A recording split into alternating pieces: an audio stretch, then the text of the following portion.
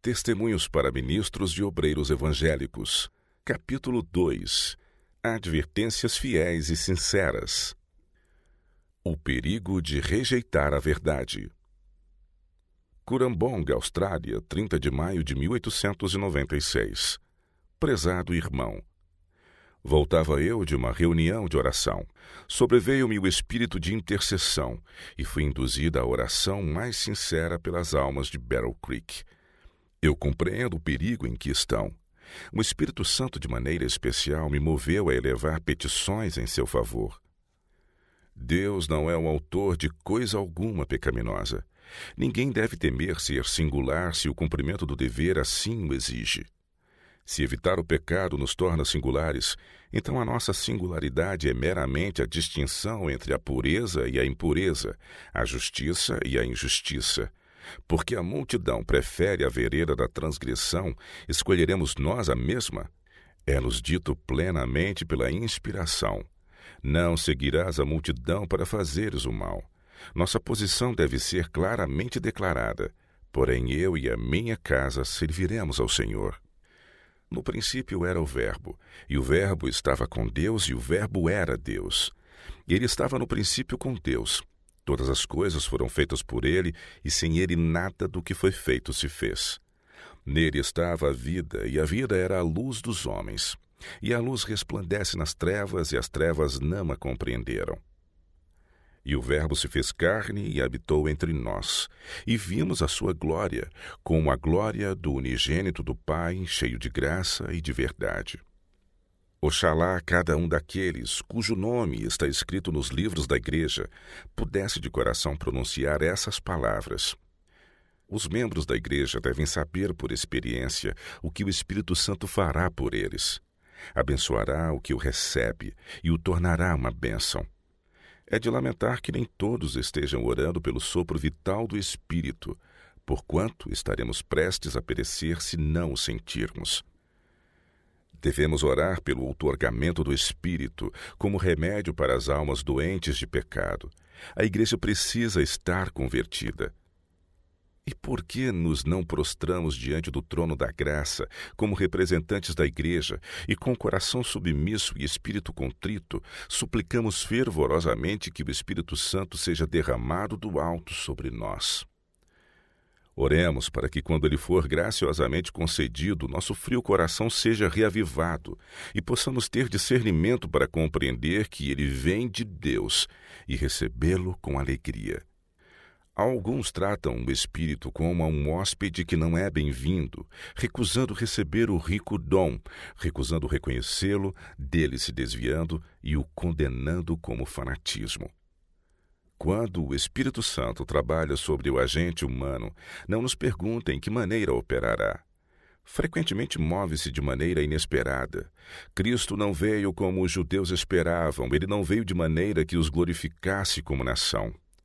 Seu precursor veio para lhe preparar o caminho, convidando o povo a se arrepender de seus pecados e a se converter e ser batizado.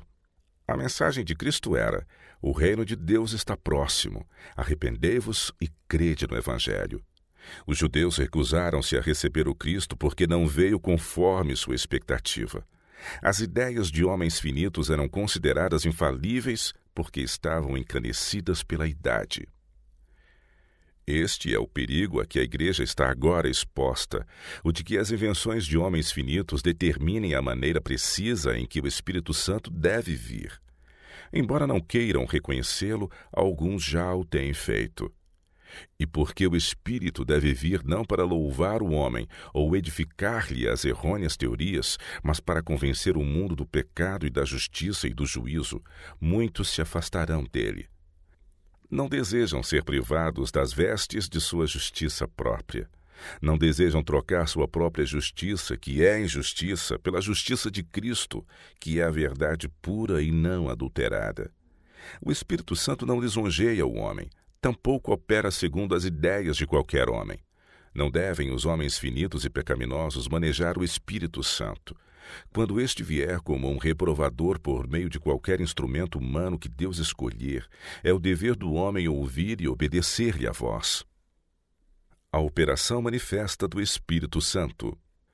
Pouco antes de deixá-los, Cristo deu aos discípulos a promessa: mas recebereis a virtude do Espírito Santo, que há de vir sobre vós, e ser-me-eis testemunhas, tanto em Jerusalém como em toda a Judéia e Samaria e até os confins da terra.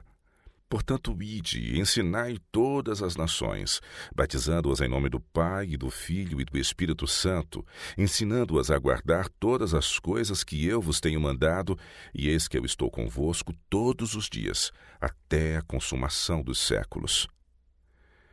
Enquanto essas palavras lhe estavam nos lábios, ascendeu recebendo-o uma nuvem de anjos e o escoltando até a cidade de Deus. Voltaram os discípulos a Jerusalém, sabendo agora com certeza que Jesus era o Filho de Deus. Sua fé estava desanuviada, e eles esperavam, preparando-se pela oração e pela humilhação do coração diante de Deus, até vir o batismo do Espírito Santo. E cumprindo-se o dia de Pentecostes, estavam todos reunidos no mesmo lugar, e de repente veio do céu um som, como de um vento veemente e impetuoso, e encheu toda a casa em que estavam assentados. E foram vistas por eles línguas repartidas como que de fogo, as quais pousaram sobre cada um deles. E todos foram cheios do Espírito Santo, e começaram a falar noutras línguas, conforme o Espírito lhes concedia que falassem. Havia nessa assembléia zombadores que não reconheceram a obra do Espírito Santo e disseram: estão cheios de mosto. Pedro, porém, pondo-se em pé com os 11, levantou a sua voz e disse-lhes: varões judeus e todos os que habitais em Jerusalém, seja-vos isto notório e escutai as minhas palavras. Estes homens não estão embriagados como vós pensais, sendo a 3ª hora do dia. Mas isto é o que foi dito pelo profeta Joel. Lede a história. O Senhor estava operando a seu próprio modo, mas houvesse tal manifestação entre nós, a quem são chegados os fins dos séculos, e não haveria tais zombadores como naquela ocasião? Os que não ficaram sob a influência do Espírito Santo não a compreenderam. Para esta classe, os discípulos pareciam homens embriagados. Testemunhas da cruz. Depois do derramamento do Espírito Santo, os discípulos vestidos da armadura divina saíram como testemunhas para contar a maravilhosa história da manjedoura e da cruz. Eram homens humildes, mas saíram com a verdade. Após a morte de seu Senhor, era um grupo indefeso, desapontado e desanimado, como ovelhas sem pastor. Mas agora saem como testemunhas da verdade, sem outra arma senão a palavra e o Espírito de Deus, para triunfar sobre toda a oposição. Seu Salvador fora rejeitado e condenado e pregado na ignominiosa cruz. Os sacerdotes judeus e príncipes haviam declarado com escárnio: salvou aos outros e a si mesmo não pode salvar. Se é o rei de Israel, desça agora da cruz e creremos nele. Mas essa cruz, esse instrumento de vergonha e tortura, trouxe esperança e salvação ao mundo. A igreja se reuniu, seu desespero e consciente inutilidade os abandonara. Seu caráter fora transformado e eles se uniram pelos laços do amor cristão. Embora não tivessem riquezas, embora fossem contados pelo mundo como meros pescadores ignorantes, foram feitos pelo Espírito Santo testemunhas de Cristo. Sem honras ou reconhecimento terrenos, eram os heróis da fé. De seus lábios saíram palavras de eloquência e poder divino que abalaram o mundo. O 3º, 4º e 5º capítulos de Atos dão um relato de seu testemunho. Os que rejeitaram e crucificaram o Salvador esperavam ver os discípulos desanimados, abatidos e prontos para negar a seu Senhor. Com espanto ouviram um testemunho claro e ousado, dado sob o poder do Espírito Santo. As palavras e obras dos discípulos representaram as palavras e obras de seu mestre, e todos os que os ouviam diziam: estes aprenderam de Jesus. Eles falam como ele falava. E os apóstolos davam com grande poder testemunho da ressurreição do Senhor Jesus, e em todos eles havia abundante graça. Os principais dos sacerdotes e autoridades julgavam-se competentes para decidir o que os apóstolos deveriam fazer e ensinar. Ao saírem por todas as partes pregando a Jesus, os homens que estavam sob a operação do Espírito Santo fizeram muitas coisas que os judeus não aprovavam. Havia perigo de que as ideias e doutrinas dos rabinos fossem desacreditadas. Criavam os apóstolos um maravilhoso excitamento. O povo levava para a rua os seus doentes e os afligidos por espíritos imundos. As multidões se aglomeravam ao seu redor e os que haviam sido curados davam louvores a Deus e glorificavam o nome de Jesus, aquele mesmo que os judeus haviam condenado, escarnecido, sobre quem haviam cuspido, a quem haviam coroado de espinhos e feito com que fosse açoitado e crucificado. Esse Jesus era exaltado acima dos sacerdotes e governadores. Até mesmo declaravam os apóstolos haver ele ressuscitado dos mortos. Decidiram as autoridades judaicas que esta obra precisava e devia ser impedida, pois demonstrava que eram culpados do sangue de Jesus. Viam que os conversos à fé se estavam multiplicando, e a multidão dos que criam no Senhor, tanto homens como mulheres, crescia cada vez mais. Prisão e encarceramento dos apóstolos. Então levantou-se o sumo sacerdote e todos os que estavam com ele, e eram eles da seita dos saduceus, que achavam não haver ressurreição dos mortos. As asserções feitas pelos apóstolos de que tinham visto a Jesus depois de sua ressurreição e de que ele ascendera ao céu estavam derribando princípios fundamentais da doutrina dos saduceus.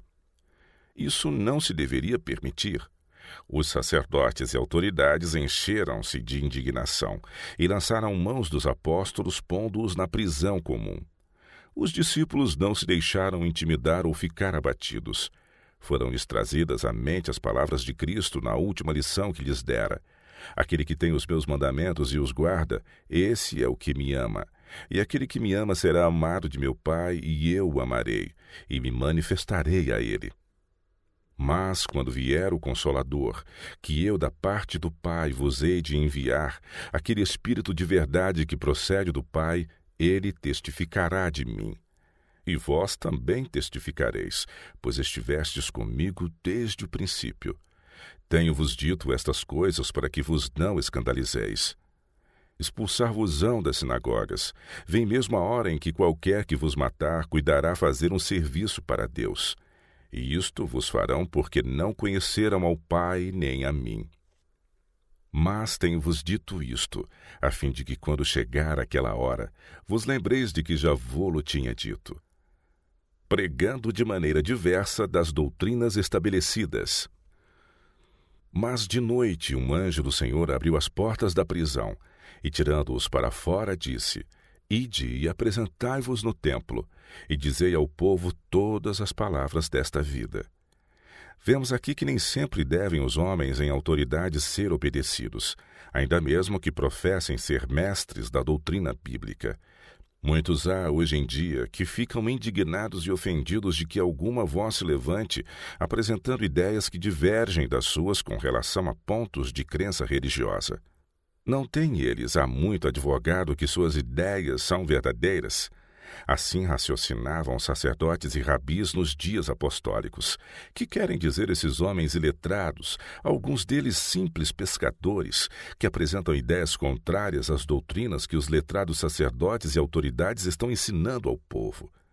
Não têm eles direito de se imiscuir com os princípios fundamentais de nossa fé. Mas vemos que o Deus do céu às vezes comissiona homens para ensinarem o que é considerado contrário às doutrinas estabelecidas. Visto aqueles que uma vez foram os depositários da verdade se tornarem infiéis ao seu sagrado depósito, o Senhor escolheu outros que receberiam os brilhantes raios do sol da justiça e defenderiam verdades que não estavam de acordo com as ideias dos líderes religiosos. E então, esses líderes, na cegueira de sua mente, dão ampla vazão ao que se supõe ser justa indignação contra aqueles que puseram de lado fábulas acariciadas. Agem como homens que perderam a razão. Não consideram a possibilidade de eles mesmos não terem compreendido corretamente a palavra. Não abrem os olhos para discernir o fato de que têm interpretado e aplicado mal as Escrituras, edificando falsas teorias e chamando-as doutrinas fundamentais da fé. Mas, de tempos em tempos, o Espírito Santo revelará a verdade por meio de seus instrumentos escolhidos, e nenhum homem, nem mesmo um sacerdote ou autoridade, tem o direito de dizer: não dareis publicidade às vossas opiniões, porque eu não creio nelas. O maravilhoso eu pode tentar derribar os ensinos do Espírito Santo. Por algum tempo podem os homens tentar sufocá-los e matá-los, mas isso não tornará o erro verdade, nem a verdade erro. A mente inventiva dos homens tem adiantado opiniões especulativas em vários sentidos, e quando o Espírito Santo deixa a luz brilhar no espírito humano, não respeita todos os pontos da aplicação do homem à palavra. Deus impressionou a seus servos para dizerem a verdade, sem tomar em consideração o que os homens supunham ser a verdade. Perigos presentes. Mesmo os adventistas do sétimo dia correm o perigo de fechar os olhos à verdade conforme ela é em Jesus, porque contradiz algo que eles supunham ser a verdade, mas que o Espírito Santo ensina não ser. Sejamos todos bem modestos e procuremos com o maior fervor pôr o eu fora de questão e exaltar a Jesus. Na maior parte das controvérsias religiosas, o fundamento da dificuldade é que o eu se disfarça pela supremacia, acerca de questões que não são absolutamente pontos vitais e que apenas assim são considerados porque os homens lhes têm dado importância. Ver Mateus 12, versos de 31 a 37, Marcos capítulo 14, verso 56, Lucas 5, 21 e Mateus 9, verso 3. Mas sigamos a história dos homens que os sacerdotes e autoridades judaicas julgavam tão perigosos porque estavam introduzindo novos e estranhos ensinos em quase toda a questão teológica. A ordem dada pelo Espírito Santo: ide e apresentai-vos no templo e dizei ao povo todas as palavras desta vida, foi obedecida pelos apóstolos, e entraram de manhã cedo no templo e ensinavam. Chegando, porém, o sumo sacerdote e os que estavam com ele, convocaram o conselho e a todos os anciãos dos filhos de Israel, e enviaram ao cárcere para que de lá os trouxessem.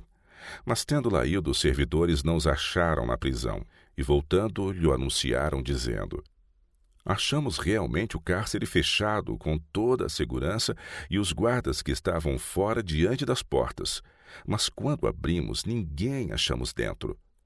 Então o capitão do templo e os principais dos sacerdotes, ouvindo estas palavras, estavam perplexos acerca deles e do que viria a ser aquilo. E chegando um, anunciou-lhes, dizendo: eis que os homens que encarcerastes na prisão estão no templo e ensinam ao povo. Então foi o capitão com os servidores e os trouxe, não com violência, porque temiam ser apedrejados pelo povo.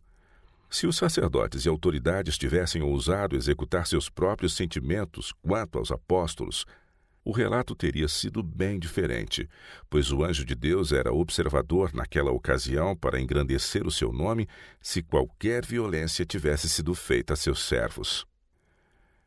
Resposta dos apóstolos. E trazendo-os, os apresentaram ao conselho. E o sumo sacerdote os interrogou, dizendo: não vos admoestamos nós expressamente que não ensinasseis nesse nome? E eis que enchestes Jerusalém dessa vossa doutrina e quereis lançar sobre nós o sangue desse homem. Ver Mateus 23, versos 34 e 35. Porém, respondendo Pedro e os apóstolos, disseram: mais importa obedecer a Deus do que aos homens. O Deus de nossos pais ressuscitou a Jesus, ao qual vós matastes, suspendendo-o no madeiro. Deus, com a sua destra, o elevou a príncipe e salvador, para dar a Israel arrependimento e remissão dos pecados. E nós somos testemunhas acerca destas palavras, nós e também o Espírito Santo que Deus deu àqueles que lhe obedecem. E ouvindo eles isto, se enfureciam e deliberaram matá-los. Então o Espírito Santo moveu a Gamaliel, um fariseu, doutor da lei, venerado por todo o povo. Seu conselho foi: dai de mão a estes homens e deixai-os, porque se este conselho ou esta obra é de homens, se desfará. Mas se é Deus, não podereis desfazê-la, para que não aconteça serdes também achados combatendo contra Deus. e concordaram com ele. Preconceito dos que tinham autoridade. Contudo, os atributos de Satanás de tal maneira lhes dominaram a mente que, não obstante os maravilhosos milagres operados na cura de doentes e na libertação dos servos de Deus da prisão, os sacerdotes e autoridades estavam tão cheios de preconceito e de ódio que dificilmente puderam ser contidos. E chamando os apóstolos e tendo-os açoitado, mandaram que não falassem no nome de Jesus e os deixaram ir. Retiraram-se, pois, da presença do conselho, regozijando-se de terem sido julgados dignos de padecer afronta pelo nome de Jesus. E todos os dias no templo e nas casas não cessavam de ensinar e de anunciar a Jesus Cristo. A misericórdia de Deus é exemplificada. Podemos ver que evidências foram dadas aos sacerdotes e autoridades e quão firmemente resistiram ao Espírito de Deus. Os que pretendem ter sabedoria e piedade superior podem cometer os erros mais terríveis e fatais para consigo mesmos, se permitirem que seu espírito seja moldado por outro poder e seguirem uma atitude de resistência ao Espírito Santo. O Senhor Jesus estava ali presente naquela assembleia, representado pelo Espírito Santo, mas eles não o discerniram. Por um momento sentiram a convicção do Espírito de que Jesus era o Filho de Deus, mas abafaram a convicção e se tornaram mais cegos e endurecidos que dantes. Mesmo depois de terem crucificado o Salvador, Deus, em sua misericórdia, lhes enviara mais evidências nas obras operadas pelos apóstolos. Ele lhes estava fazendo outro apelo ao arrependimento, mesmo na terrível acusação feita contra eles pelos apóstolos de que haviam matado o príncipe da vida. Não foi somente o pecado de levar à morte o Filho de Deus que os separou da salvação, mas a sua persistência em rejeitar a luz e a convicção do Espírito Santo. O Espírito que opera nos filhos da desobediência, neles operava, levando-os a injuriar os homens por meio de quem Deus lhes estava dando um testemunho. Reapareceu a malignidade da rebelião, sendo intensificada em cada ato sucessivo de resistência aos servos de Deus e à mensagem que ele lhes ordenara declarar. Resistência à verdade. Cada ato de resistência torna mais difícil ceder. Sendo os líderes do povo, julgaram os sacerdotes e autoridades ser sua obrigação defender o rumo que haviam tomado. Deviam provar que estavam certos. Tendo-se entregue à oposição a Cristo, cada ato de resistência se tornou mais um incentivo para continuar no mesmo caminho.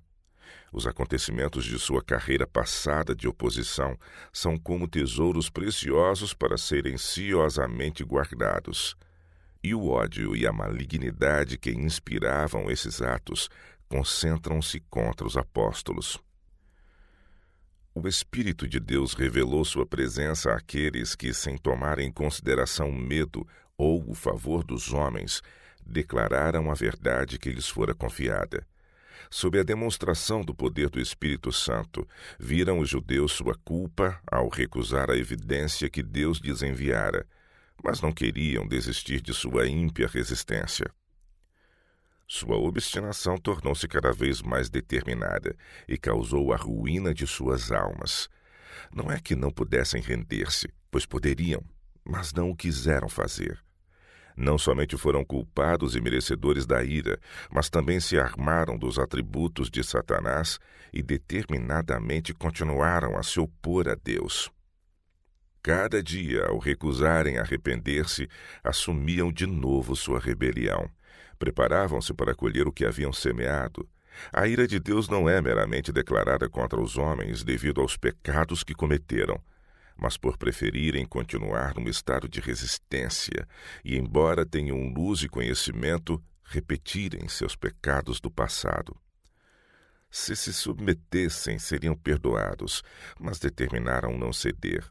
Desafiam a Deus por sua obstinação, Essas almas se entregaram a Satanás, e ele as domina de acordo com sua vontade. Como aconteceu com os rebeldes habitantes do mundo antediluviano. Depois de rejeitarem a mensagem de Noé, mergulharam no pecado com maior abandono que em qualquer ocasião anterior, e duplicaram a enormidade de suas práticas corruptoras. Os que recusam reformar-se pela aceitação de Cristo nada encontram de reformador no pecado. Sua mente é levada a continuar seu espírito de revolta, e não são forçados à submissão e jamais o serão. O juízo que Deus trouxe sobre o mundo antediluviano declarou-o incurável.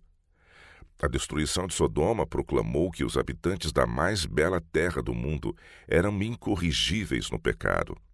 O fogo e o enxofre do céu consumiram tudo, menos a Ló, sua esposa e 2 filhas. A esposa, voltando-se para trás em desrespeito à ordem de Deus, tornou-se numa estátua de sal. Como Deus suportou a nação judaica enquanto murmuravam e eram rebeldes, quebrando o sábado e todos os outros preceitos da lei. Repetidamente declarou que eram piores do que os pagãos. Cada geração ultrapassava a precedente na culpa. O Senhor permitiu que entrassem em cativeiro, mas depois de sua libertação, seus reclamos foram esquecidos. Tudo aquilo que ele confiou àquele povo para que conservasse sagrado foi pervertido ou deslocado pelas invenções de homens rebeldes.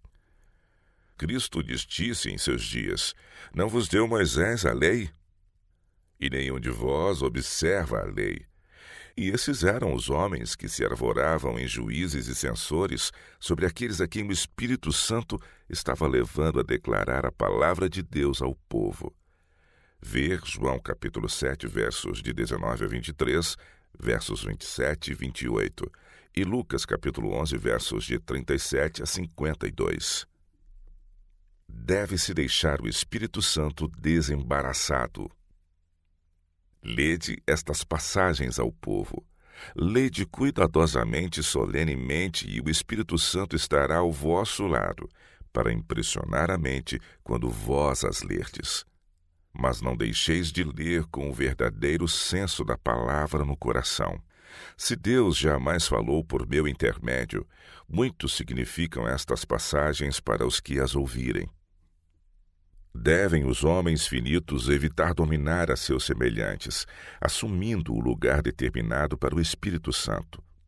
Não julguem os homens ser sua prerrogativa dar ao mundo o que eles supõem ser a verdade, impedindo que a este seja dada qualquer coisa contrária às suas ideias.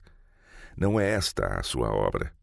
Muitas coisas aparecerão distintamente como verdade que não serão aceitáveis aos que pensam que suas próprias interpretações das Escrituras são sempre corretas. Haverá necessidade de fazer as mais decididas mudanças com relação às ideias que alguns aceitam como sem enxaça. Esses homens dão evidências de falibilidade em muitíssimas maneiras. Trabalham sob princípios que a palavra de Deus condena, o que me faz sentir até as próprias profundezas do meu ser e me faz saber que suas obras não são de Deus, é suporem que têm autoridade para governar seus semelhantes. O Senhor não lhes dá mais direito de governar aos outros do que dá aos outros o de governá-los. Os que assumem o controle de seus semelhantes tomam em suas mãos finitas um trabalho que somente compete a Deus. Que homens conservem vivo o espírito que corria desenfreadamente em Minneapolis é uma ofensa a Deus. Todo o céu está indignado com o espírito que por anos se tem revelado em nossa casa publicadora de Battle Creek. Pratica-se injustiça que Deus não tolerará. Ele punirá essas coisas. Tem-se ouvido uma voz apontando os erros e em nome do Senhor apelando para a decidida mudança. Mas quem tem seguido as instruções dadas? Quem tem humilhado o coração para dele expulsar todo o vestígio de seu espírito ímpio e opressor? Temos sentido grande responsabilidade de apresentar estas questões diante do povo como são. Sei que as verão. Sei que os que lerem este assunto reconhecerão seu erro. Uma mensagem fiel. Hobart, Tasmânia, 1º de maio de 1895. Muitos perderam sua fé no advento. Por abundar a iniquidade, o amor de muitos esfriará. Muitos há que perderam sua fé no advento. Vivem para o mundo, e enquanto dizem no seu coração, como gostaria que fosse, o meu Senhor tarde virá, estão espancando os seus conservos. Fazem-no pela mesma razão que Caim matou Abel. Abel determinou adorar a Deus de acordo com a orientação que este lhe dera. Isso desagradou a Caim. Achou que seus planos eram melhores e que o Senhor chegaria a um acordo. Caim, em sua oferta, não reconheceu a sua dependência de Cristo. Achou que seu pai, Adão, fora tratado com aspereza ao ser expulso do Éden. A ideia de conservar esse pecado sempre em mente e oferecer o sangue do cordeiro sacrificado como confissão de inteira dependência de um poder que estava fora de si mesmo era uma tortura para o espírito altivo de Caim. Sendo mais velho, achou que Abel lhe devia seguir o exemplo. Quando a oferta de Abel foi aceita por Deus e o fogo santo consumiu o sacrifício, a ira de Caim tornou-se excessivamente grande. O Senhor condescendeu em lhe explicar a questão, mas ele não queria reconciliar-se com Deus e odiou a Abel porque o Senhor lhe foi favorável. Ficou tão irado que matou seu irmão. O Senhor tem uma controvérsia com todos os homens que, por sua descrença e dúvida, estão dizendo que ele retarda a sua vinda e que tem ferido aos seus conservos, comendo e bebendo operando com o mesmo princípio que os temulentos. Estão embriagados, mas não de vinho. Eles cambaleiam, mas não de bebida forte. Satanás lhes tem dominado a razão e não sabem em que tropeçam. Resultado da separação de Deus. Logo que um homem se separa de Deus de tal modo que seu coração não esteja sob o poder do Espírito Santo, revelar-se-ão os atributos de Satanás, e ele começará a oprimir os seus semelhantes. Dele emana uma influência contrária à verdade e à justiça e ao juízo. Tal disposição se manifesta em nossas instituições não somente na relação dos obreiros uns para com os outros, mas no desejo manifestado por uma instituição de dominar todas as outras. Os homens a quem se confiaram pesadas responsabilidades, mas que não têm comunhão viva com Deus, têm estado e ainda estão ofendendo ao seu Santo Espírito.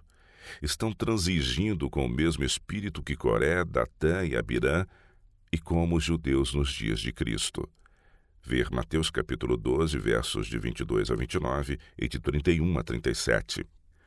Frequentemente têm vindo de Deus advertências a esses homens, mas eles as têm posto de lado e se aventurado a seguir no mesmo rumo. Lede as palavras de Cristo em Mateus 23, verso 23. Ai de vós, escribas e fariseus, hipócritas, pois que dizimais a hortelã, o endro e o cominho, e desprezais o mais importante da lei, o juízo, a misericórdia e a fé. Deveis, porém, fazer estas coisas e não omitir aquelas. Essas denúncias são feitas como advertências a todos os que exteriormente pareceis justos aos homens, mas interiormente estáis cheios de hipocrisia e de iniquidade. Estes dizem, somos livres, podemos fazer todas estas abominações. Eles dizem, se existíssemos no tempo de nossos pais, nunca nos associaríamos com eles para derramar o sangue dos profetas. Assim disse Jesus, vós mesmos testificais que sois filhos dos que mataram os profetas. Que lições há aqui! Quão terríveis e decisivas! Jesus disse, portanto, eis que eu vos envio profetas, sábios e escribas, e a uns deles matareis e crucificareis, e a outros açoitareis nas vossas sinagogas, e os perseguireis de cidade em cidade. Essa profecia foi literalmente cumprida pelos judeus no tratamento que deram a Cristo e aos mensageiros que Deus lhes enviou. Seguirão os homens, nesses últimos dias, o exemplo daqueles que Cristo condenou? Essas terríveis predições não têm eles até aqui cumprido plenamente. Mas se Deus lhes poupar a vida e nutrirem o mesmo espírito que assinalou sua atitude, tanto antes como depois da reunião de Minneapolis, imitarão plenamente os atos daqueles que Cristo condenou quando esteve na terra. Os perigos dos últimos dias impendem sobre nós. Lede Mateus 25, verso 14. Satanás assume o domínio de toda a mente que não está decididamente sob o domínio do Espírito de Deus. Alguns vêm cultivando ódio contra os homens a quem Deus comissionou para dar uma mensagem especial ao mundo. Eles começaram essa satânica obra em Minneapolis. Mais tarde, ao verem e sentirem a demonstração do Espírito Santo, que testificava que a mensagem era de Deus, odiaram-na ainda mais, pois era um testemunho contra eles. Não queriam humilhar o coração para se arrependerem, darem glória a Deus e vindicarem o direito. Prosseguiram em seu próprio espírito, cheios de inveja, ciúme e más suspeitas, como os judeus. Abriram o coração ao inimigo de Deus e do homem.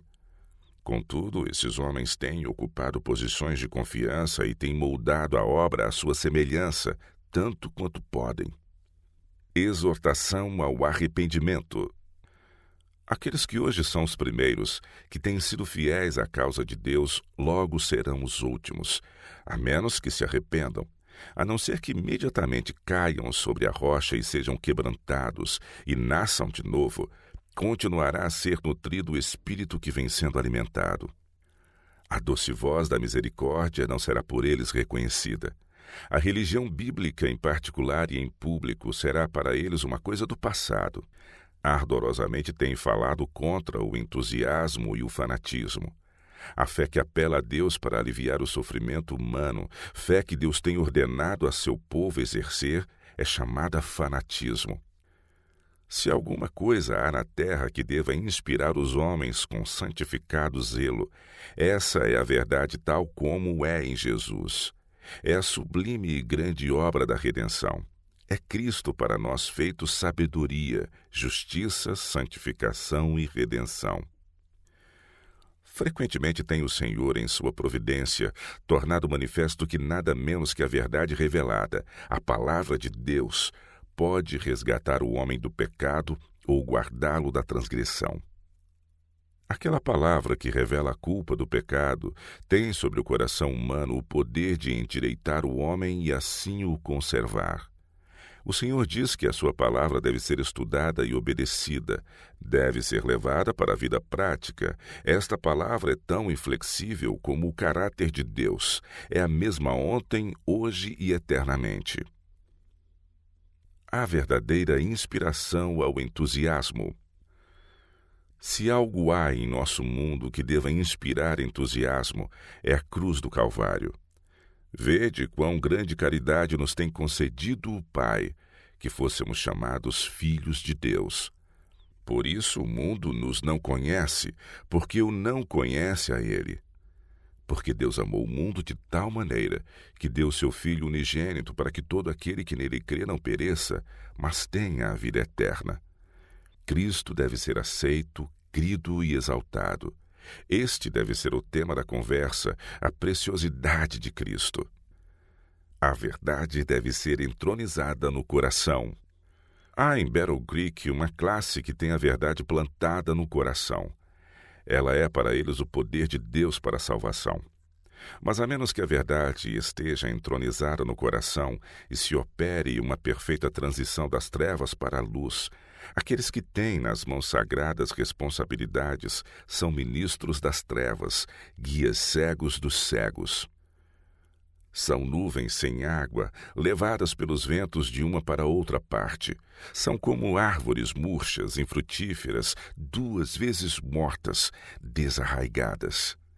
Deus requer que toda alma que menciona o seu nome tenha a verdade entronizada no coração.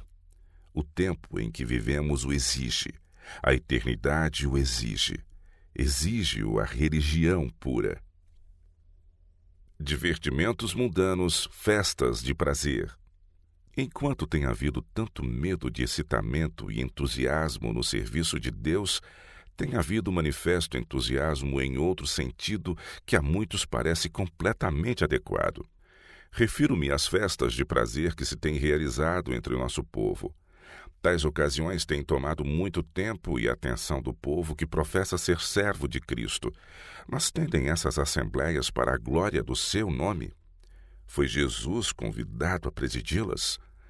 As reuniões de intercâmbio social podem ser no mais alto grau tornadas úteis e instrutivas quando os que se reúnem têm o amor de Deus a lhes arder no coração, quando se reúnem para trocar ideias sobre a palavra de Deus ou para considerar métodos para o avanço de sua obra e fazer bem aos seus semelhantes.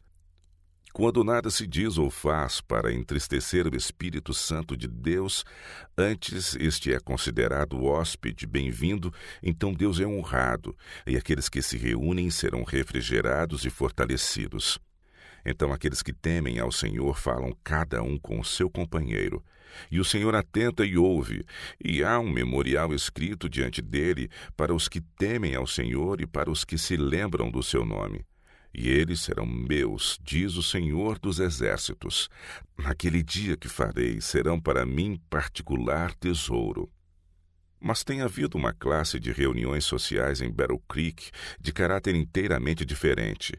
Festas de prazer que têm sido uma infelicidade para as nossas instituições e para a igreja. Incentivam o orgulho do vestuário, o orgulho da aparência, satisfação própria, hilaridade e leviandade.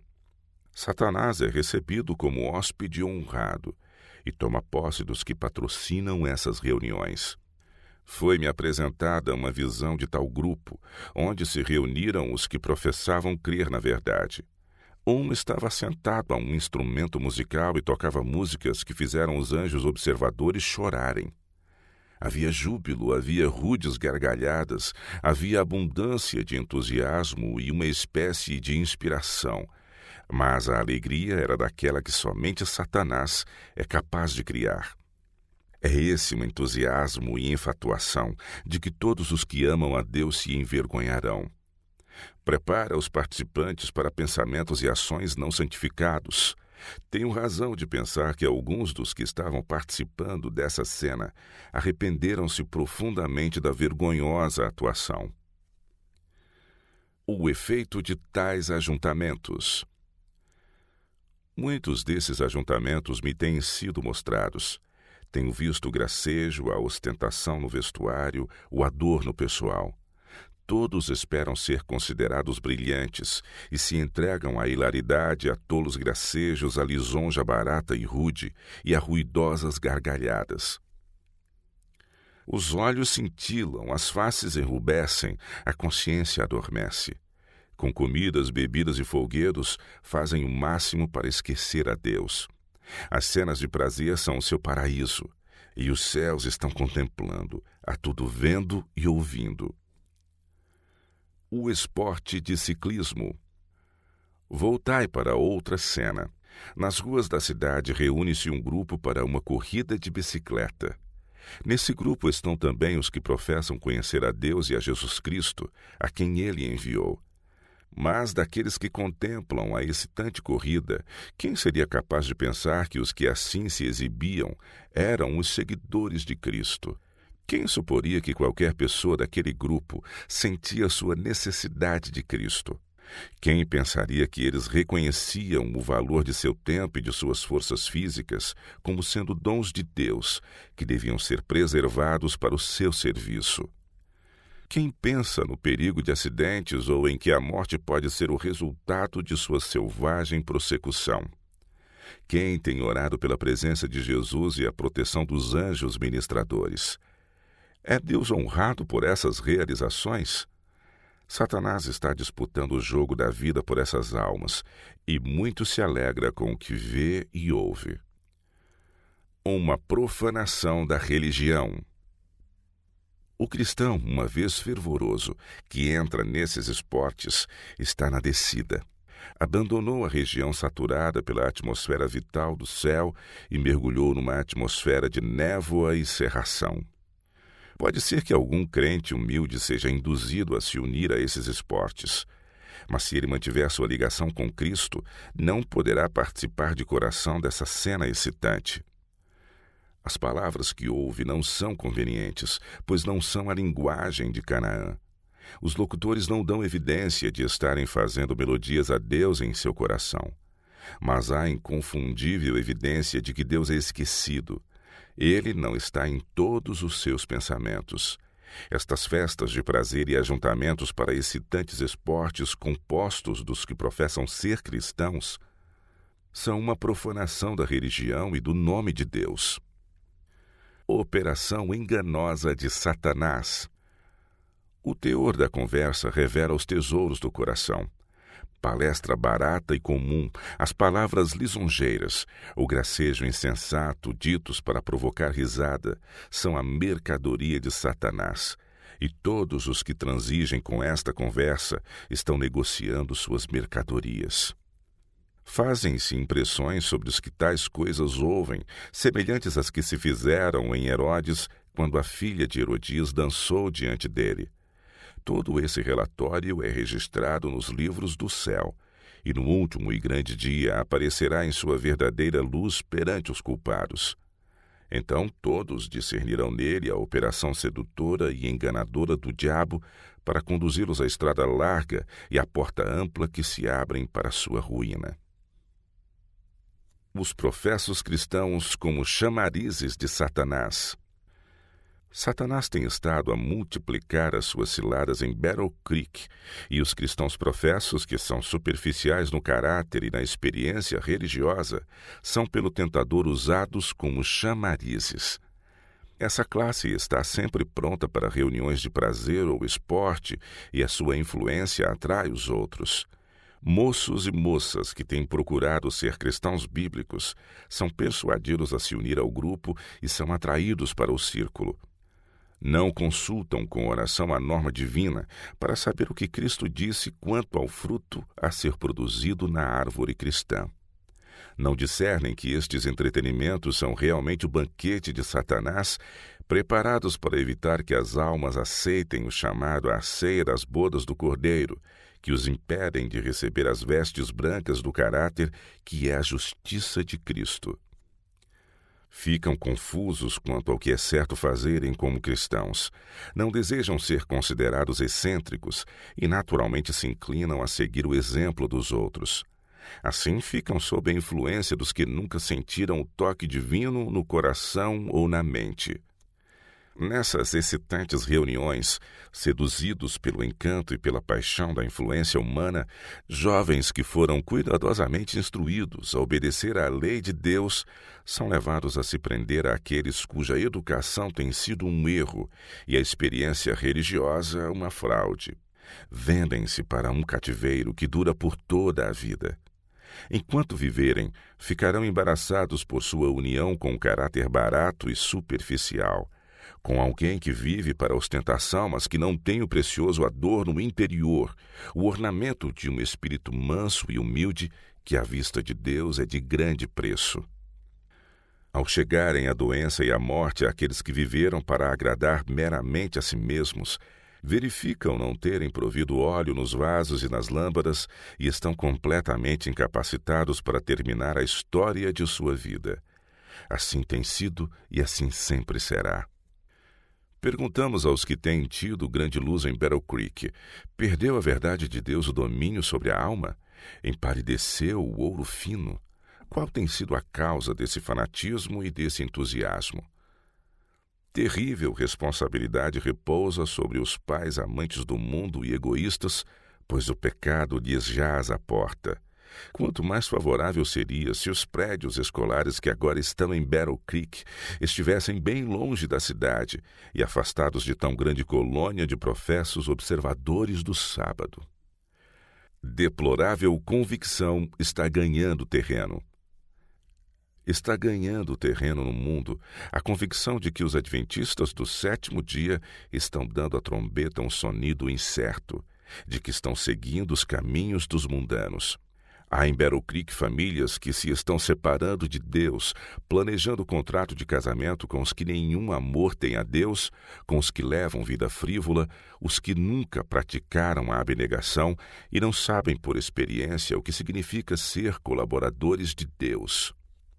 Coisas estranhas estão sendo tramadas. Aspectos falsos do cristianismo estão sendo recebidos e ensinados e que prendem a alma na falácia e engano. Os homens estão andando à luz das centelhas que eles mesmos acenderam. Os que amam e temem a Deus não descerão ao nível do mundo, escolhendo a companhia dos vãos e levianos. Não ficarão encantados com os homens e mulheres que não são convertidos. Eles testemunharão de Jesus e então Jesus os defenderá. Trato desonesto nos negócios. Alguns daqueles que conhecem a verdade, mas não a praticam, estão pisando a pés a lei de Deus em suas transações comerciais. Não nos devemos associar intimamente com eles para não pegarmos seu espírito e partilharmos de sua condenação. Ao falar de certos atos de seus filhos e que ele contemplava com horror, o patriarca Jacó exclamou: no seu secreto conselho não entre minha alma, com a sua congregação minha glória não se ajunte. Ele achou que sua própria glória estaria comprometida se ele se associasse com os pecadores em seus feitos. Ele arvora o sinal de perigo para nos afastar de tais associações, a fim de não nos tornarmos participantes de seus malfeitos.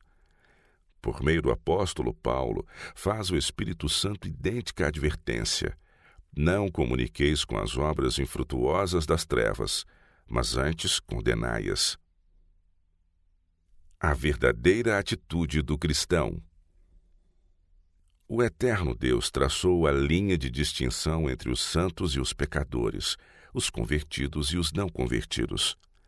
As duas classes não se misturam imperceptivelmente uma com a outra como as cores do arco-íris. São tão distintas como o meio-dia e a meia-noite. Os que procuram a justiça de Cristo demorar-se-ão nos temas da grande salvação. A Bíblia é o celeiro que lhes supre a alma com um alimento nutritivo. Meditam sobre a encarnação de Cristo, contemplam o grande sacrifício feito para salvá-los da perdição, para lhes levar o perdão, a paz e a justiça eterna. A alma está aquecida com esses grandes e elevados temas. A santidade, a verdade, a graça e a justiça ocupam os pensamentos. Morre o eu e Cristo vive em seus servos. Na contemplação da verdade, arde neles o coração como o coração dos 2 discípulos ao irem para Emaús e Cristo andar com eles pelo caminho, abrindo-lhes as Escrituras concernentes a si mesmo. Quão poucos reconhecem que Jesus, invisível, está andando a seu lado. Quão envergonhados ficariam muitos se ouvissem sua voz a lhes falar e de saber que ele ouviu toda a sua conversa insensata e comum. E quantos corações arderiam com santa alegria se tão somente soubessem que o Salvador estava a seu lado, que a santa atmosfera de sua presença os rodeava e que se estavam alimentando do pão da vida. Quanto se agradaria o Salvador de ouvir seus seguidores falarem de suas preciosas e instrutivas lições e de saber que eles tinham gosto pelas coisas santas. Quando a verdade habita no coração, não há lugar para a crítica dos servos de Deus ou para achar defeitos na mensagem que ele envia. O que está no coração fluirá dos lábios, não pode ser reprimido. O tema da conversação será as coisas que Deus preparou para aqueles que o amam. O amor de Cristo está na alma como uma fonte de água que roja para a vida eterna, enviando correntes vivas que levam vida e alegria para onde quer que jorrem. Rejeitando a luz. Deus diz a seus servos: clama em alta voz, não te detenhas. Levanta a tua voz como a trombeta e anuncia ao meu povo a sua transgressão e à casa de Jacó os seus pecados. Mas quando o testemunho claro e direto vem de lábios que estão sob a inspiração do Espírito de Deus, muitos há que o tratam com desdém. Entre nós há os que por atos, senão por palavras, dizem aos videntes: não vejais, e aos profetas: não profetizeis para nós o que é reto. Dizei-nos coisas aprazíveis, e tende para nós enganadoras lisonjas. Desviai-vos do caminho, apartai-vos da vereda. Fazei que deixe de estar o Santo de Israel perante nós. Pelo que assim diz o Santo de Israel: visto como rejeitais esta palavra e confiais na opressão e na perversidade, e sobre isso vos estribais, por isso esta maldade vos será como uma parede sem vida, que já forma a barriga desde o mais alto sítio, e cuja queda virá subitamente num momento. Porque assim diz o Senhor Jeová, o Santo de Israel: em vos converterdes e em repousardes estaria a vossa salvação. No sossego e na confiança estaria a vossa força, mas não quisestes. A necessidade de purificação do coração. Pergunto aos que estão em posições de responsabilidade em Battle Creek: que estás fazendo? Voltastes as costas e não o rosto para o Senhor. Há necessidade de uma purificação do coração, dos sentimentos, das simpatias, das palavras, quanto ao mais momentoso dos assuntos, o Senhor Deus, a eternidade, a verdade. Qual a mensagem a ser dada neste tempo? É a mensagem do terceiro anjo. Mas essa luz que deve encher toda a terra de sua glória tem sido desprezada por alguns dos que pretendem crer na verdade presente. Cuidai de como a tratais. Descalçai os sapatos de vossos pés, pois estais em terreno santo. Cuidai de como transiges com os atributos de Satanás, e derramais desprezo sobre a manifestação do Espírito Santo. Não sei se alguns agora não têm ido longe demais para voltarem e se arrependerem. Comunicação de luz. Digo a verdade. As almas que amam a Deus, que creem em Cristo e que ansiosamente seguram cada raio de luz, verão a luz e se regozijarão na verdade. Estas comunicarão a luz, crescerão na santidade. Os que recebem o Espírito Santo sentirão a atmosfera gelada que cerca a alma de outros, por quem essas grandes e solenes realidades não são apreciadas e sim combatidas. Sentem que estão no conselho dos ímpios, dos que estão no caminho dos pecadores e se assentam no assento dos escarnecedores. A palavra de Deus diz a verdade, não há mentira. Nela não há nada forçado, nada extremo, nada exagerado. Devemos aceitá-la como sendo a palavra do Deus vivo. Em obediência a esta palavra, tem a Igreja deveres a realizar que não efetuou. Não devem fugir do posto do dever, mas na prova e na tentação devem apoiar-se mais intensamente em Deus. Há dificuldades a enfrentar, mas o povo de Deus se deve levantar como uma só alma para enfrentar as emergências. Há deveres a desempenhar para a Igreja e para nosso Deus. O Espírito de Deus se está apartando de muitos de seu povo. Muitos têm penetrado em caminhos escuros e secretos, e alguns nunca retornarão. Continuarão a tropeçar para a sua ruína. Têm tentado a Deus, têm rejeitado a luz. Receberam toda a evidência que jamais lhes será dada e não lhe têm dado ouvidos. Escolheram as trevas em vez da luz e corromperam a sua alma. Nenhum homem ou igreja pode associar-se com a classe amante de prazeres e revelar que aprecia a rica corrente que Deus envia aos que têm uma fé simples em sua palavra. O mundo está poluído, corrompido como o dos dias de Noé. O único remédio é crer na verdade, aceitar a luz. No entanto, muitos têm ouvido a verdade falada com demonstração do Espírito e não somente têm recusado aceitar a mensagem, mas odiado a luz. Eles são partidários da ruína das almas. Têm se interposto entre a luz enviada do céu e o povo. Têm pisado a palavra de Deus e estão afrontando o seu Santo Espírito. Apelo ao povo de Deus para que abra os olhos. Quando sancionais ou executais as decisões de homens que, como sabeis, não estão em harmonia com a verdade e a justiça, enfraqueceis vossa própria fé e perdeis vosso gosto pela comunhão com Deus. Pareceis ouvir a voz que foi dirigida a Josué: por que estás prostrado assim sobre o teu rosto? Israel pecou e até transgrediram o meu concerto que lhes tinha ordenado. Anátema há no meio de ti, Israel. Não serei mais convosco, se não desarraigardes o anátema do meio de vós. Cristo declara: quem comigo não ajunta, espalha. A mensagem da justificação pela fé. Em sua grande misericórdia, enviou o Senhor preciosa mensagem a seu povo por intermédio dos pastores Waggoner e Jones. Esta mensagem devia pôr de maneira mais preeminente diante do mundo o Salvador crucificado, o sacrifício pelos pecados de todo o mundo. Apresentava a justificação pela fé no Fiador, convidava o povo para receber a justiça de Cristo, que se manifesta na obediência a todos os mandamentos de Deus. Muitos perderam Jesus de vista. Deviam ter tido o olhar fixo em sua divina pessoa, em seus méritos e em seu imutável amor pela família humana. Todo o poder foi entregue em suas mãos para que ele pudesse dar ricos dons aos homens, transmitindo o inestimável dom de sua justiça ao imponente ser humano. Esta é a mensagem que Deus manda proclamar ao mundo.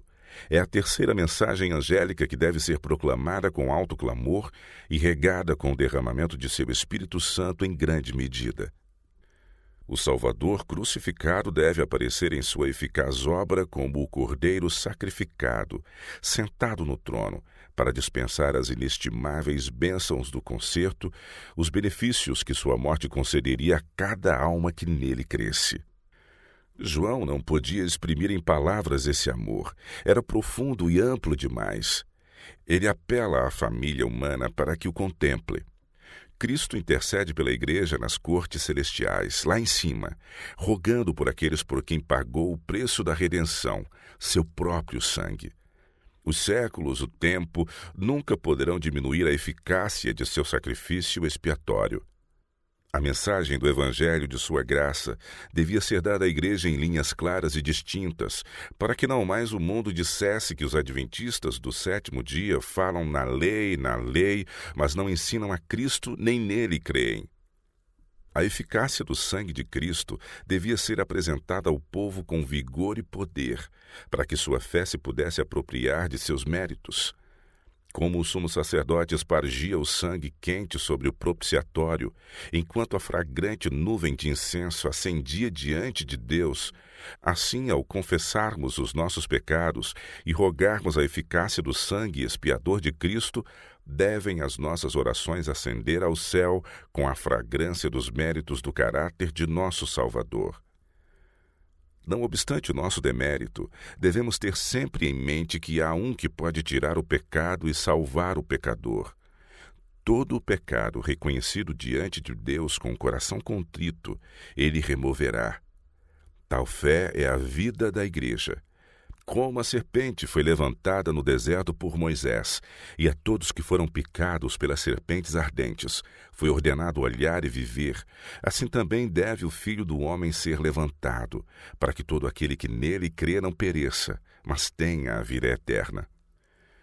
A menos que torne a ocupação de sua vida contemplar o Salvador levantado e pela fé aceite os méritos que é seu privilégio reclamar, não mais poderá o pecador ser salvo do que podia Pedro andar sobre as águas, a não ser que conservasse os olhos bem fixados em Jesus. Ora, é o propósito determinado de Satanás eclipsar a visão de Jesus e levar os homens a olhar para o homem, a no homem confiar e serem educados a esperar auxílio do homem. Por anos tem estado a Igreja olhando para o homem, e dele muito esperando, mas sem olhar para Jesus, em quem se centraliza a nossa esperança de vida eterna. Portanto, Deus deu a seus servos um testemunho que apresentava a verdade como esta é em Jesus, e que é a terceira mensagem angélica em linhas claras e distintas. As palavras de João devem ser ecoadas pelo povo de Deus para que todos possam discernir a luz e na luz andar. Aquele que vem de cima é sobre todos, aquele que vem da terra é da terra e fala da terra. Aquele que vem do céu é sobre todos, e aquilo que ele viu e ouviu, isto testifica, e ninguém aceita o seu testemunho. Aquele que aceitou o seu testemunho, esse confirmou que Deus é verdadeiro, porque aquele que Deus enviou fala as palavras de Deus, pois não lhe dá Deus o Espírito por medida. O Pai ama o Filho, e todas as coisas entregou nas suas mãos. Aquele que crê no Filho tem a vida eterna, mas aquele que não crê no Filho não verá a vida, mas a ira de Deus sobre ele permanece. Este é o testemunho que deve ir por toda a largura e extensão do mundo. Apresenta a lei e o Evangelho, unindo os dois num todo perfeito.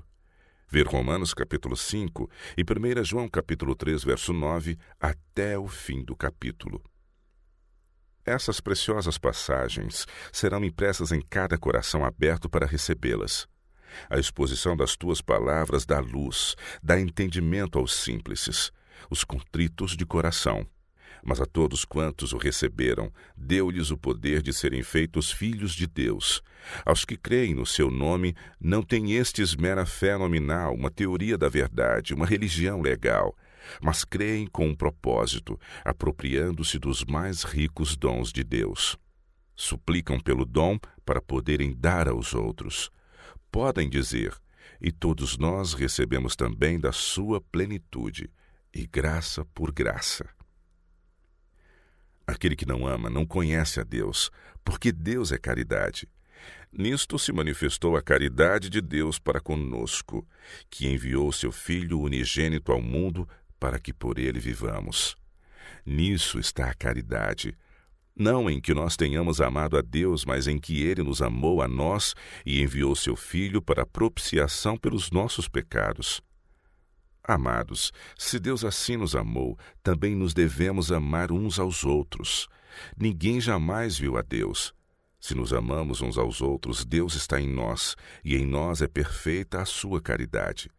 Nisto conhecemos que estamos nele e ele em nós, pois que nos deu do seu Espírito. A mensagem de Deus para o tempo atual. É essa justamente a obra que o Senhor designou que a mensagem que ele deu a seus servos realize no coração e na mente de todo o instrumento humano. Amar sumamente a Deus e amar aos outros como a si mesmos é a vida perpétua da Igreja. Não obstante, havia pouco amor a Deus e ao homem, e Deus deu aos seus mensageiros justamente o que o povo necessitava. Os que receberam a mensagem foram grandemente abençoados, pois viram os brilhantes raios do sol da justiça e lhes brotaram no coração a vida e a esperança. Contemplavam a Cristo. Não temas, é a sua eterna certeza. Eu sou o que vivo e fui morto, mas eis que estou vivo para todos sempre, porque eu vivo e vós vivereis. O sangue do Imaculado Cordeiro de Deus aplicam os crentes a seu próprio coração. Contemplando o grande antítipo, podemos dizer, pois é Cristo quem morreu, ou antes quem ressuscitou dentre os mortos, o qual está à direita de Deus e também intercede por nós. O sol da justiça brilha em nosso coração, para dar o conhecimento da glória de Jesus Cristo. Quanto ao ofício do Espírito Santo, diz ele me glorificará porque há de receber do que é meu, e vô-lo há de anunciar. O salmista ora, purifica-me com hisopo e ficarei puro, lava-me e ficarei mais alvo do que a neve. Cria em mim, ó Deus, um coração puro, e renova em mim um espírito reto. Não me lances fora da tua presença e não retires de mim o teu Espírito Santo. Torna a dar-me a alegria da tua salvação e sustém-me com o espírito voluntário. Então ensinarei aos transgressores os teus caminhos, e os pecadores a ti se converterão. O Senhor deseja que esses grandes temas sejam estudados em nossas igrejas, e se todo membro da igreja der atenção à palavra de Deus, ela dará luz e entendimento aos simples. Quem há entre vós que tema a Jeová e ouça a voz do seu servo? Quando andar em trevas e não tiver luz nenhuma, confie no nome do Senhor e firme-se sobre o seu Deus. Eis todos vós que acendeis fogo e vos cinges com faíscas. Andais entre as labaredas do vosso fogo e entre as faíscas que acendestes. Isto vos vem da minha mão, e em tormentos jazereis. Ver Isaías 29, de 13 a 16 e de 18 a 21. Assim diz o Senhor: não se glorie o sábio na sua sabedoria, nem se glorie o forte na sua força, não se glorie o rico nas suas riquezas, mas o que se gloriar, glorie-se nisto, em me conhecer e saber que eu sou o Senhor, que faço beneficência, juízo e justiça na terra, porque destas coisas me agrado, diz o Senhor.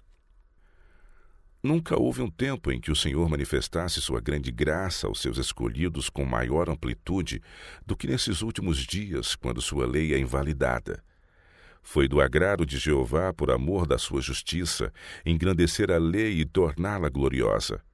Que diz Deus com relação ao seu povo?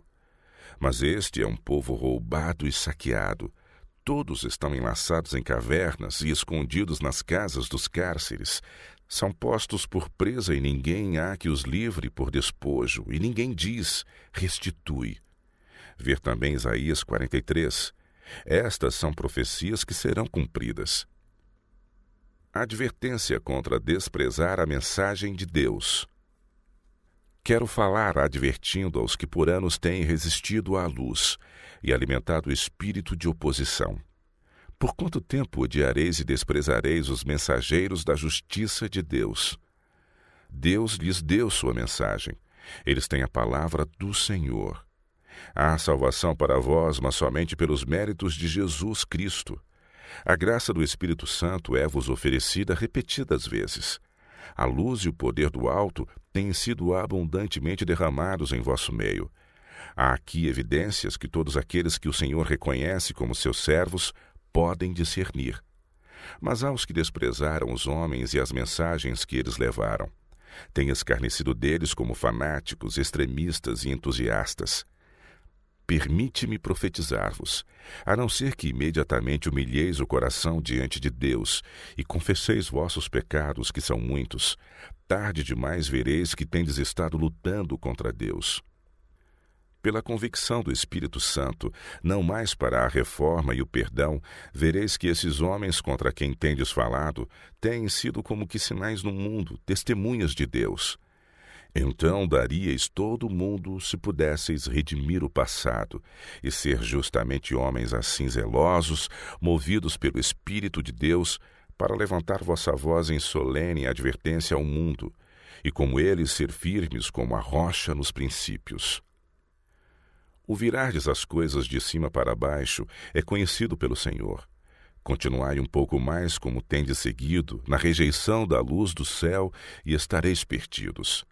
O que for imundo e não se purificar, a tal alma do meio da congregação será extirpada. Não tenho uma mensagem suave a dar aos que por tanto tempo têm sido como que falsos sinaleiros, apontando na direção errada. Se rejeitardes os mensageiros delegados por Cristo, rejeitais a Cristo.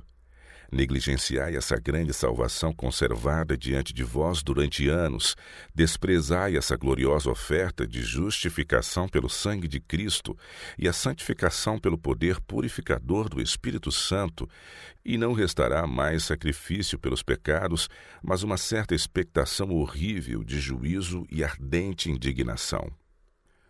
Suplico-vos agora que vos humilheis e deixeis a vossa obstinada resistência à luz e à evidência. Dizeis ao Senhor: minhas iniquidades têm feito separação entre mim e o meu Deus. Ó Senhor, perdoa as minhas transgressões, apaga os meus pecados do livro das tuas memórias. Louvai o seu santo nome, nele há perdão, e podeis ser convertidos, transformados.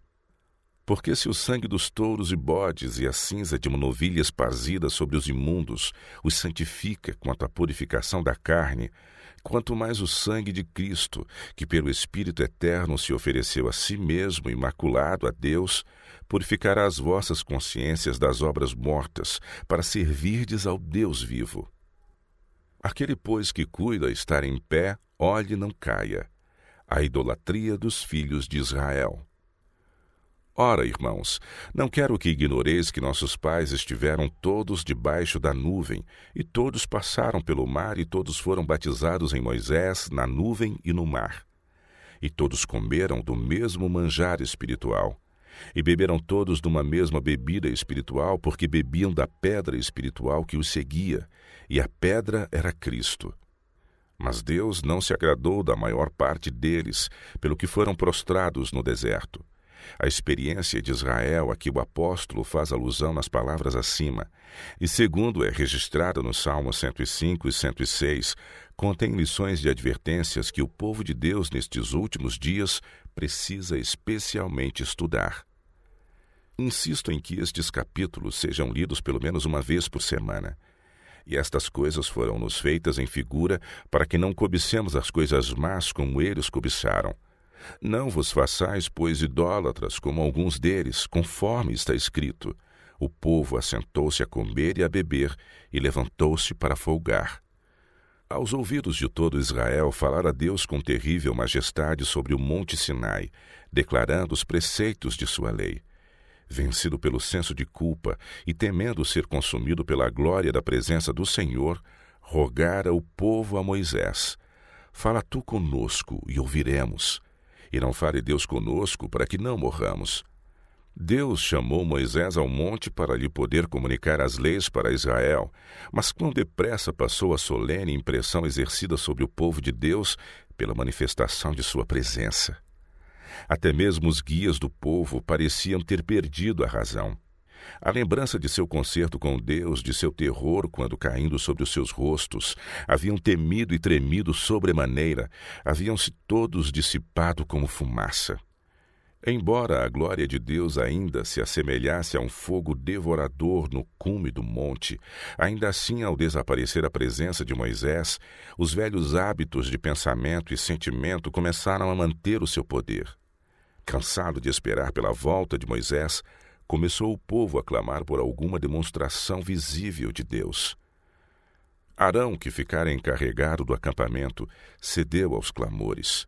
Em vez de exercer fé em Deus, deixando que o poder divino o mantivesse, foi tentado a crer que, se resistisse às exigências do povo, este lhe tiraria a vida, e fez o que eles desejavam. Recolheu os ornamentos de ouro, fez um bezerro fundido e o amoldou com um instrumento de gravar. Então os líderes do povo declararam: Estes são teus deuses, ó Israel, que te tiraram da terra do Egito. Ao ver Arão que a imagem que cinzelara agradara ao povo, orgulhou-se de sua obra.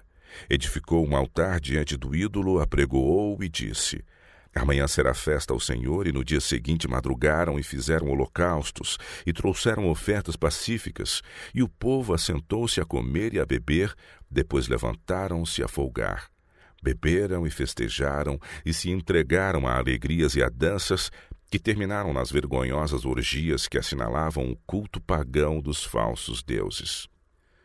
Deus no céu contemplou tudo isto e avisou a Moisés do que estava ocorrendo no acampamento, dizendo: Agora, pois, deixa-me que o meu furor se acenda contra eles e os consuma, e eu farei de ti uma grande nação.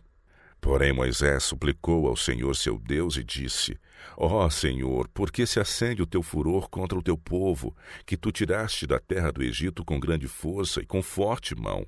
Porque hão de falar os egípcios, dizendo: Para amar os tirou, para matá-los nos montes e para destruí-los da face da terra? Torna-te da ira do teu furor e arrepende-te deste mal contra o teu povo.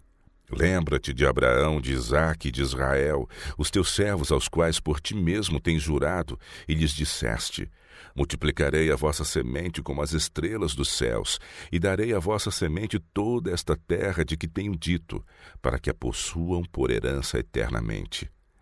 Então o Senhor arrependeu-se do mal que dissera que havia de fazer ao seu povo. Quando Moisés desceu do monte com as 2 tábuas do testemunho na mão, ouviu a gritaria do povo e, ao se aproximar, avistou o ídolo e as danças da multidão. Tomado de horror e de indignação por haverem desonrado a Deus, por ter o povo quebrado o solene concerto com ele, atirou as 2 tábuas de pedra ao chão e quebrou-as ao pé do monte. Embora seu amor para com Israel fosse tão grande que ele estivesse pronto a dar sua vida pelo povo, todavia seu zelo pela glória de Deus despertou-lhe indignação, expressada por este ato de tão terrível significação. Deus não repreendeu a Moisés por isto.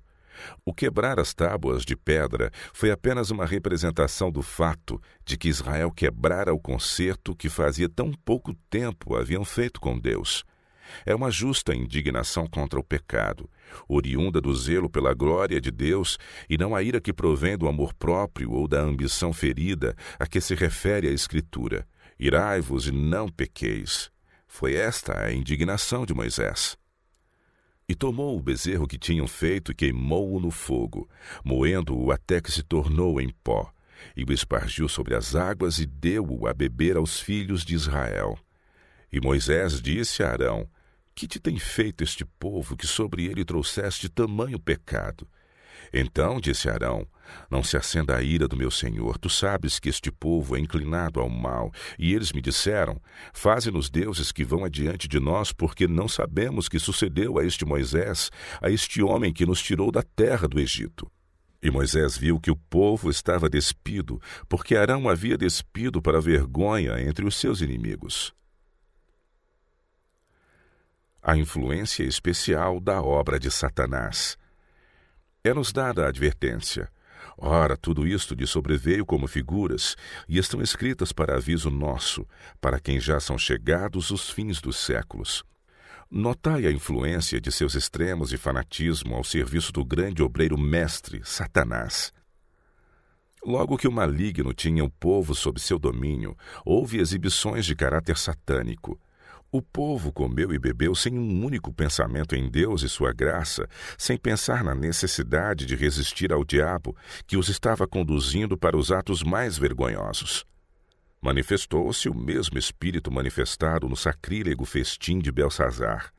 Houve júbilo e dança, hilaridade e cânticos levados a uma paixão louca que enganava os sentidos. Então a condescendência com os afetos desordenados e voluptuosos, tudo isso se misturou naquela infeliz cena. Deus fora desonrado. Seu povo tornara-se uma vergonha à vista dos pagãos. Prestes estavam os juízos a cair sobre aquela multidão enfatuada e embrutecida. No entanto, Deus, em sua misericórdia, lhes deu oportunidade para abandonar seus pecados. Pôs-se de pé Moisés na porta do arraial e disse: Quem é do Senhor? Os trombeteiros apanharam as palavras e fizeram-nas soar através da trombeta. Quem é do Senhor? Venha a mim. Então se ajuntaram a ele todos os filhos de Levi. Todos que estavam arrependidos tiveram o privilégio de tomar posição ao lado de Moisés. E disse-lhes: Assim diz o Senhor, o Deus de Israel: Cada um põe a sua espada sobre a sua coxa, e passai e tornai pelo arraial de porta em porta, e mate cada um a seu irmão, e cada um a seu amigo, e cada um a seu próximo. E os filhos de Levi fizeram conforme a palavra de Moisés, e caíram do povo aquele dia uns 3.000 homens.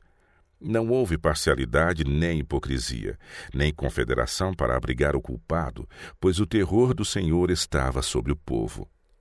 Aqueles que tão pouco senso da presença e da grandeza de Deus haviam mostrado, e que depois da exibição de sua majestade estavam prontos a se apartar do Senhor, seriam contínua armadilha para Israel. Foram mortos como uma censura ao pecado, e para fazer o povo temer desonrar a Deus. O perigo de agradar a si mesmo.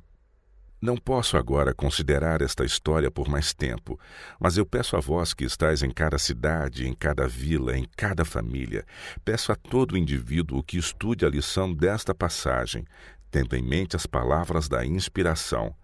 Aquele, pois, que cuida estar em pé, olhe e não caia.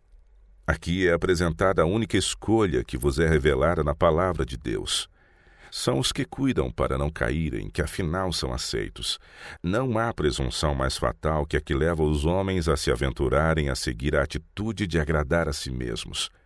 Em vista desta solene advertência de Deus, não devem os pais e mães cuidar? Não devem eles fielmente mostrar ao jovem os perigos que constantemente se levantam para desviá-los de Deus?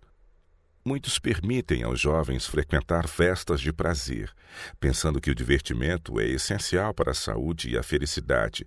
Mas que perigos estão nesta vereda! Quanto mais é satisfeito o desejo de prazer, tanto mais é ele cultivado e tanto mais forte se torna. A experiência da vida compõe-se, em grande parte, da satisfação própria no divertimento. Deus nos ordena acautelar-nos. Aquele, pois, que cuida estar em pé, olhe, não caia. Devemos chegar a uma posição em que cada diferença seja dissipada. Se julgo ter luz, cumprirei meu dever apresentando-a. Suponde que eu consultasse os outros quanto à mensagem que o Senhor quer que dê ao povo. Poderia a porta fechar-se de modo que a luz não pudesse alcançar aqueles para quem Deus a enviou. Quando Jesus, cavalgando, entrou em Jerusalém, toda a multidão dos discípulos, regozijando-se, começou a dar louvores a Deus em alta voz por todas as maravilhas que tinham visto, dizendo: Bendito o Rei que vem em nome do Senhor, paz no céu e glória nas alturas. E disseram de dentre a multidão alguns dos fariseus: Mestre, repreende os teus discípulos. E respondendo ele, disse-lhes: Digo-vos que se estes se calarem, as próprias pedras clamarão. The Review and Herald, 18 de fevereiro de 1890. Meus irmãos, em sua grande misericórdia e amor, Deus vos tem dado grande luz. E Cristo vos diz: de graça recebestes, de graça dai. Deixai que a luz lançada sobre vós irradie para os que estão nas trevas. Regozijemo-nos e alegremo-nos de que Cristo não somente nos deu a sua palavra, mas também nos tem dado o espírito de sabedoria e de revelação no conhecimento de Deus, e de que na sua força podemos ser mais do que vencedores. Cristo está dizendo: Vinde a mim. A mim pertencem o conselho certo e o são juízo. Tenho compreensão e força para vós. Devemos repousar em Cristo pela fé, relembrando as palavras de alguém que foi inspirado por Deus a escrever: A tua mansidão me engrandeceu. Pedi a Deus que vos dê muito do óleo da sua graça. Considerai cuidadosamente cada palavra, seja ela escrita ou falada. The Review and Herald, 22 de dezembro de 1904.